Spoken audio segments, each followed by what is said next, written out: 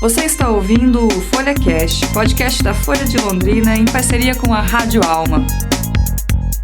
Fala galera, começa agora mais um episódio do Folha Nerd de Londrina, neste mês de abril que promete muitas emoções.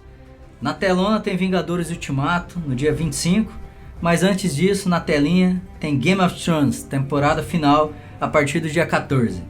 Eu sou Rafael Fantin, editor online da Folha de Londrina, e estou aqui com o estudante de jornalismo Daniel Muniz, um super fã da série dos livros Crônicas de Gelo e Fogo, que deram origem ao grande sucesso de Game of Thrones na TV.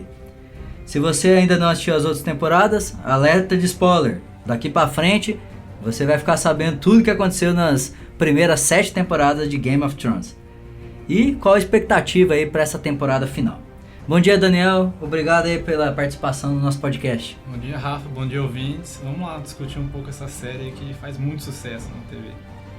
Uma das curiosidades da série, né, é que a história na TV já ultrapassou os livros, né? Normalmente é o contrário, né? O livro é utilizado para adaptação ali das séries, né? Ou até dos filmes, né? Como a gente tem vários exemplos aí. Mas mesmo assim, né, os livros acabam dando algumas dicas, né, do que pode acontecer aí na última temporada, né? Você que já leu todos os livros já, né, Daniel? Eu queria saber o que você espera dessa última temporada, né? E o que os livros aí podem indicar pra gente, de qual o destino aí dos principais personagens da série. Pois é, como você comentou, Rafa, os livros foram ultrapassados pela série, né? Os livros foram publicados 5 edições e foi mais ou menos correspondente assim, em 5 temporadas de Game of Thrones. Então, os produtores executivos da série já ultrapassaram o que o George Martin escreveu, mas assim, teve uma correspondência entre eles, né? O George explicou, eu acho que o final vai ser assim, né? Tal personagem vai morrer. Então, provavelmente os fins serão os mesmos, né? Na série e no livro, só os meios que podem ser diferentes. Sim. E são 5 livros, então, com as 5 primeiras temporadas, existe uma correspondência maior entre, vamos dizer, o roteiro do livro, o livro, né, e o roteiro da série. Isso, as 5 temporadas correspondem mais ou menos aos 5 livros. Aí, a partir da 6ª e da 7ª, já começa muito da produção dos produtores da série mesmo. O que eles fizeram, adaptando de fato os livros e as ideias que o George passou para eles. Então, como você estava falando, existe essa questão do livro ter ultrapassado, né? Mas aí tem alguns personagens centrais ali que o livro dá muito mais detalhes. Apesar dessa correspondência das 5 temporadas ali, com os 5 primeiros livros, por exemplo, a Daenerys, a Cersei, a gente já tem muito mais detalhes sobre a trajetória delas nos livros do que na série. Esses detalhes podem indicar qual vai ser o futuro delas, o desfecho delas na última temporada? Então, Rafa, o George Martin, que escreveu os livros, ele trabalha muito com essa questão de metáforas e profecias na série. Então, desde a primeira temporada, desde o primeiro livro, a gente tem indícios, por exemplo, que o Jon não era simplesmente um bastardo, né? Era algo que era especulado já e muitas teorias foram feitas pelos fãs da série. E no caso da Cersei e da Daenerys, tem 2 profecias que também elas tiveram, né, contato com... No caso da Cersei foi com uma bruxa, e no caso da Daenerys foi meio que uma visão profética que ela teve num estado de catarse, mais ou menos, né? Quando ela foi para aquela cidade de Cart, não sei se você lembra, na segunda temporada. Lá ela tem uma visão do futuro, né? Isso, inclusive, é retratado na série, que aparece o trono de ferro com neve, né? Que é um indício dos caminhantes brancos. Uhum. E no livro tem um detalhe que na série não é retratado, é que fala que ela será traída 3 vezes. Uma por sangue, uma por amor e uma por dinheiro. E aí, no caso, é muito especulado, né? Quais serão essas traições? A primeira por sangue já é quase consenso que é aquela bruxa que acaba matando o filho dela, né? Quando ela tenta ressuscitar o Drogo, que era o marido dela, e acaba o filho dela, que ainda estava na barriga dela, nasce morto, né? Sim. Que depois de tudo isso ainda ela sai do fogo lá no final, com os dragões, e se torna a mãe dos dragões ali na série. E que, inclusive, tem um detalhe que isso é considerado o renascimento da magia no mundo lá de Westeros, né? Então, um fato muito importante. Sim, até porque existia ali a lenda dos dragões todas, mas não existia mais dragões nesse período lá de Game of Thrones. Exatamente. E as 2 outras traições que ainda ninguém sabe ao certo quais foram elas, né? A por dinheiro, o pessoal especulou que foi o Jorah Mormont, né? Na época que ele trabalhava ainda pro rei Robert Baratheon, falando com o Varys, né, sobre o que a Daenerys estava fazendo. Teve até aquela cena que a Daenerys vai beber um vinho envenenado, né? E ele arrependido impede a Daenerys de beber aquilo, de morrer, porque naquela época ele ainda estava trabalhando pro Robert, mas ele criou uma afeição com a Daenerys. Tinha uma paixão platônica pela Daenerys. Uma paixão. Né? E aí ele se arrependeu e resolveu entrar de vez pro time Daenerys, né? Sim. E a outra traição que seria por amor, que ninguém sabe também.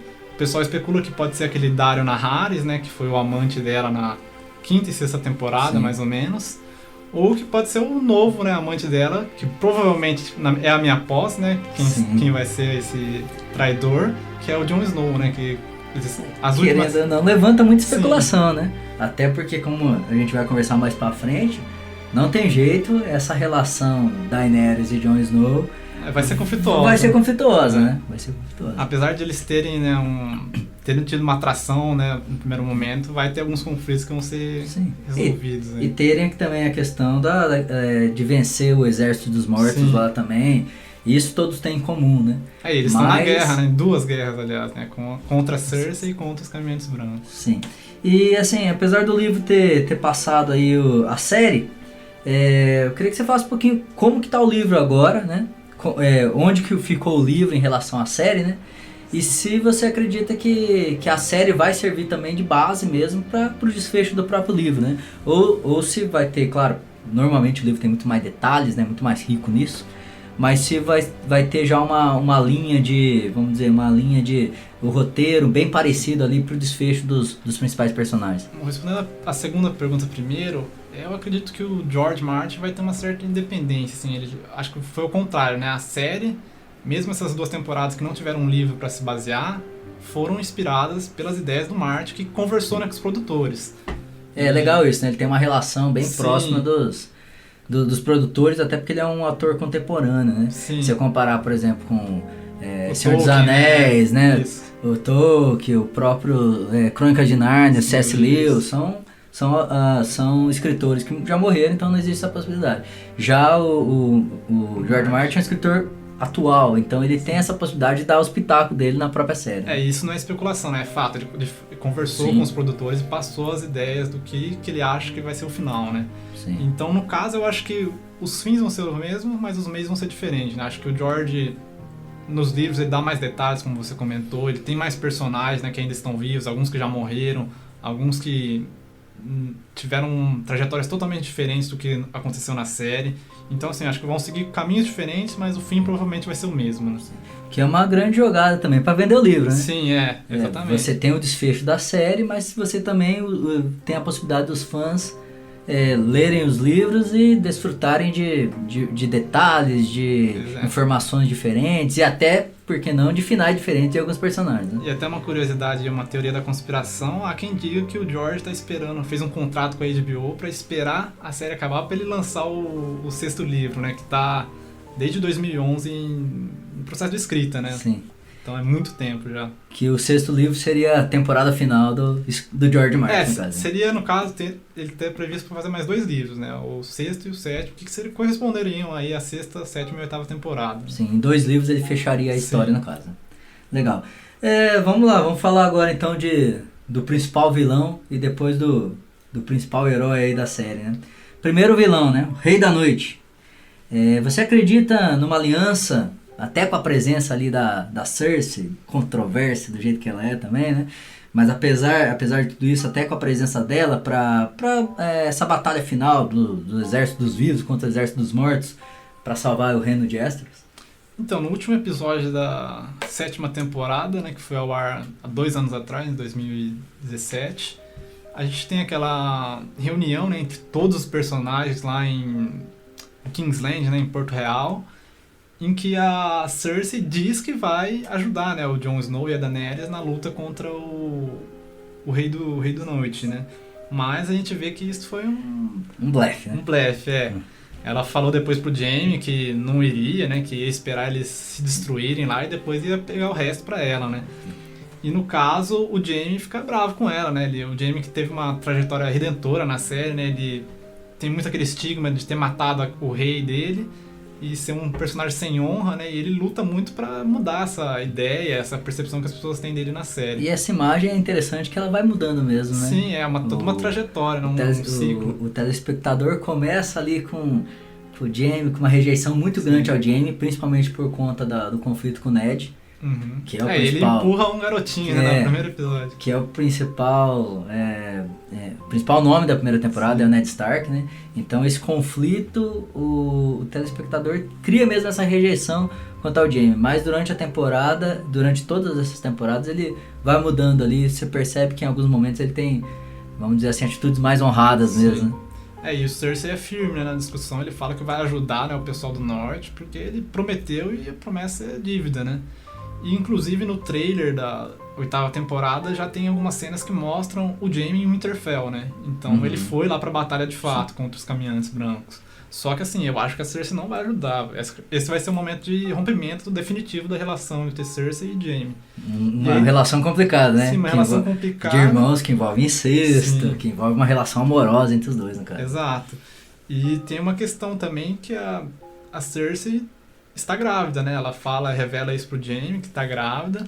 Só que aí também, no trailer, ela já aparece ela bebendo vinho, né? Então, há essa especulação aí se ela perdeu o bebê, se era um blefe também dela, só pra tentar não perder o Jaime. E vai ser algo que vai ser, com certeza, revelado nessa última temporada. Sim. Mas, e assim, essa batalha promete, né? Pelo menos em efeitos especiais, aí a expectativa é grande, né? Até porque a gente com certeza vai ter uma batalha aí de dragões também, né? Sim. Porque o Rei da Noite conseguiu agora ter o dragão dele, né? Pois é, vai ser muito interessante, né? E acho que tecnicamente vai ter tudo pra ser espetacular, né? Uma das coisas marcantes na televisão, né? Algo que a gente via no cinema, né? Pouco ainda, mas numa série de TV, algo bem marcante, eu acho, né? E também é algo que a série e os livros vêm construindo desde o começo, né? Tanto que a primeira cena da série e o epílogo do primeiro livro é os caminhantes brancos aparecendo, né? Então, não é por acaso, né? Esse comecinho eu li, né?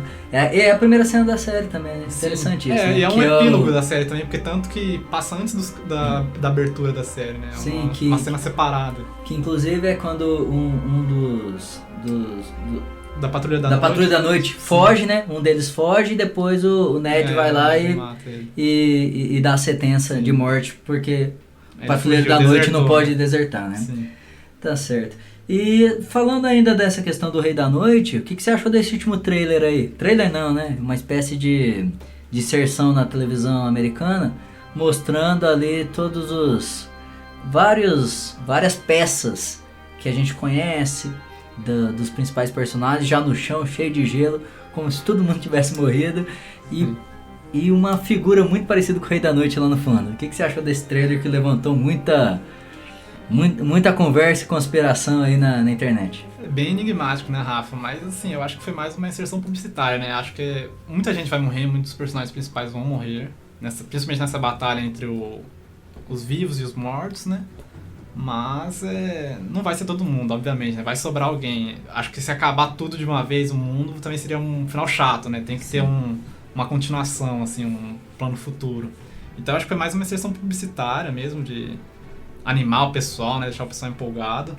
Mas com certeza vai ser uma batalha marcante e que vai deixar muitos mortos, né? E personagens principais que a gente aprendeu a gostar, né? Que a gente acompanha desde a primeira temporada, vão deixar de existir, né? O maior candidato a herói dessa última temporada e de toda a série, né, é o Jon Snow, como a gente já conversou, né? E aí por trás do Jon Snow tem a lenda do Azor Ahai. O que os livros falam sobre essa questão do Azor Ahai? Porque a série não entra tanto em detalhes nisso, né? Mas essa é uma das grandes especulações que existem quando você relaciona livro e série. Jon Snow já morreu, ressuscitou, né? Que seria uma espécie de messias ali de Westeros, né?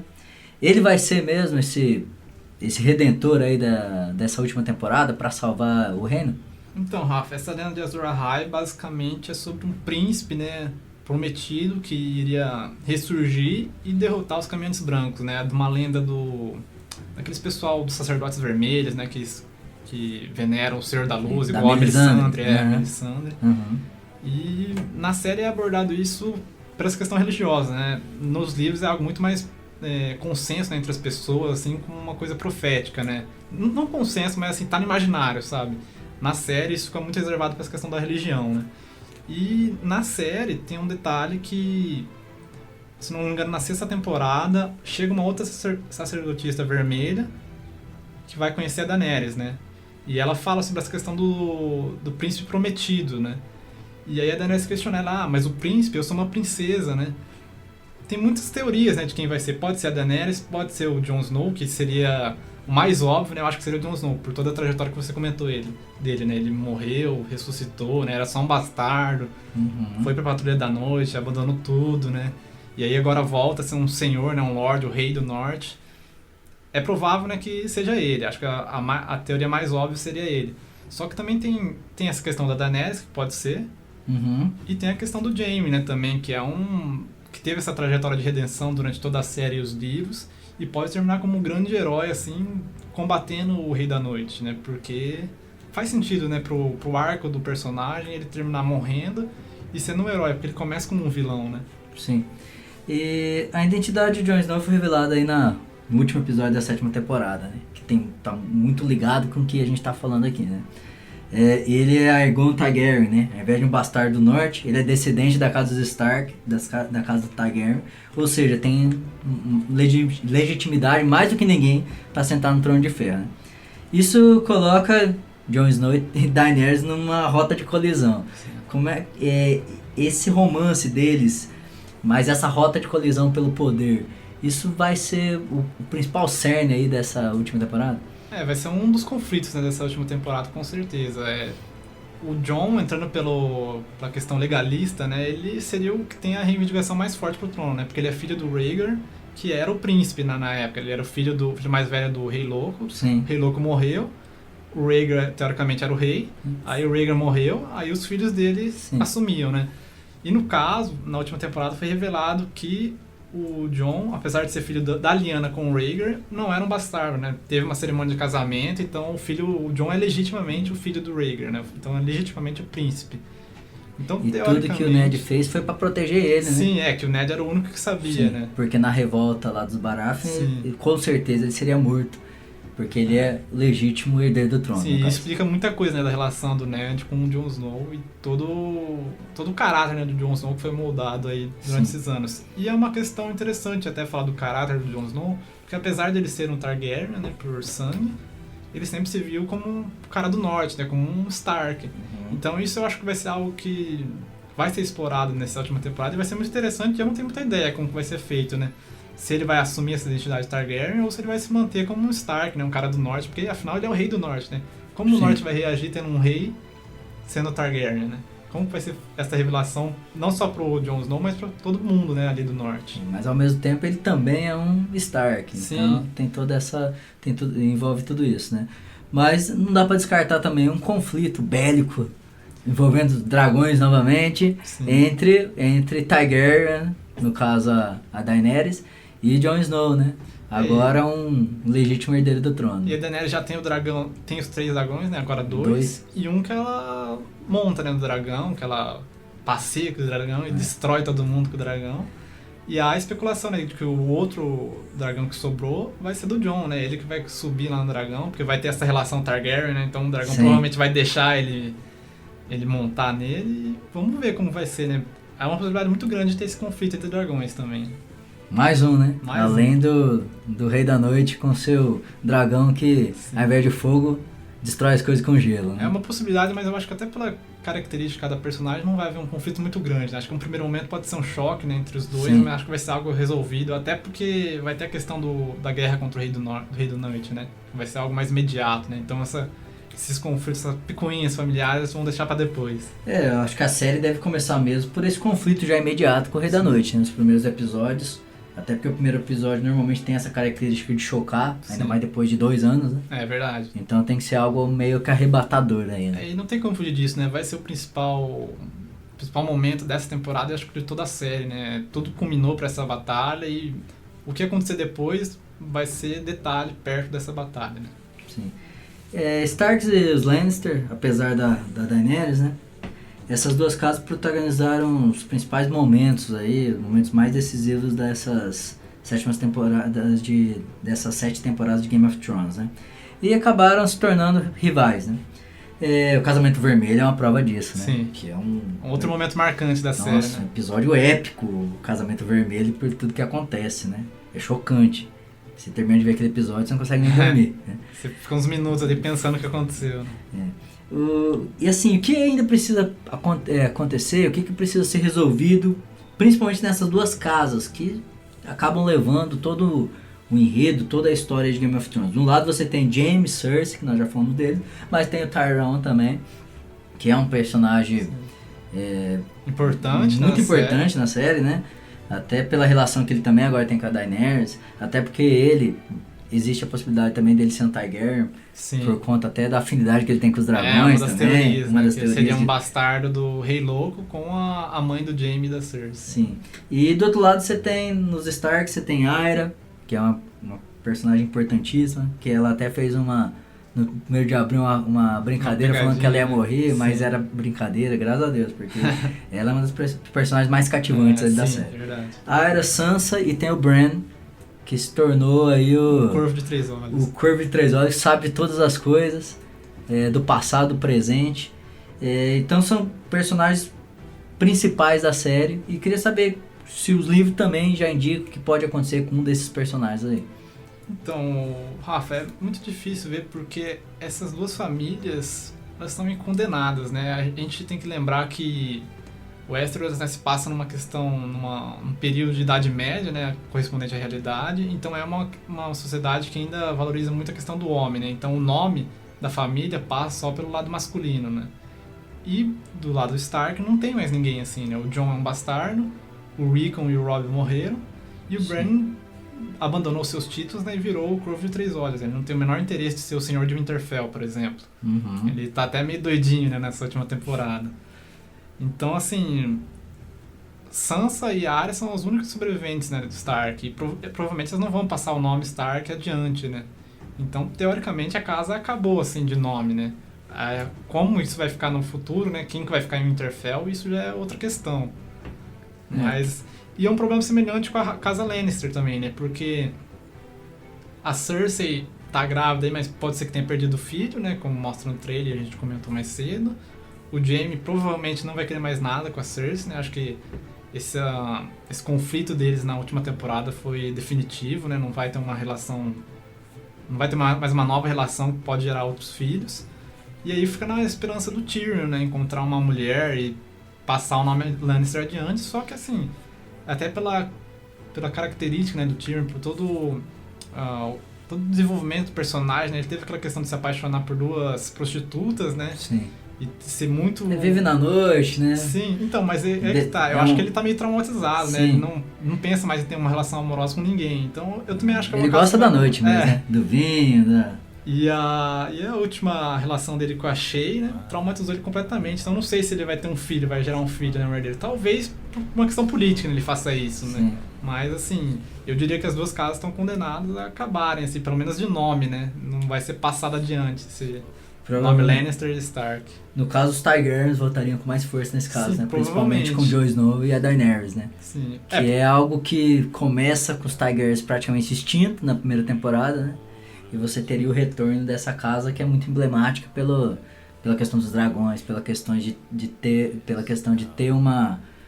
ter sido uma dinastia também. Uma dinastia, exatamente, né? Ter essa descendência sentando no trono de ferro por centenas aí de anos, né, E vai ser algo que vai depender também totalmente do Jon Snow. Será que ele vai se assumir como um Targaryen? Será que ele vai se assumir como um Stark?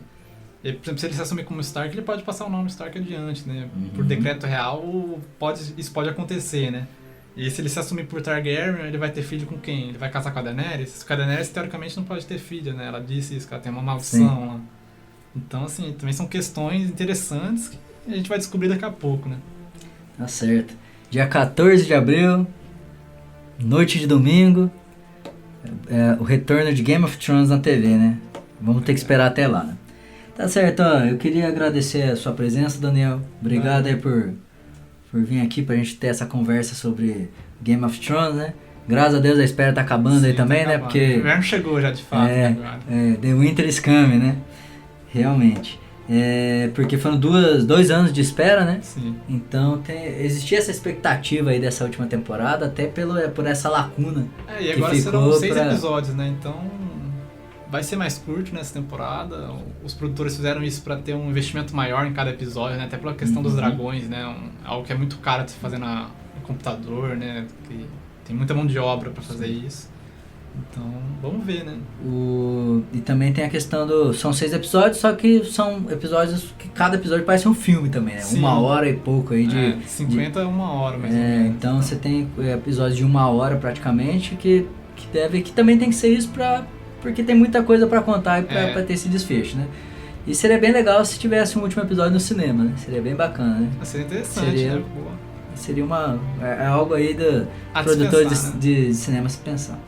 Mas beleza, obrigado pela presença, agradeço a você que ficou nos ouvindo até esse momento e nas próximas semanas a gente retorna com Vingadores Ultimato chegando ao cinema. Valeu, obrigado, até mais. Valeu, até mais.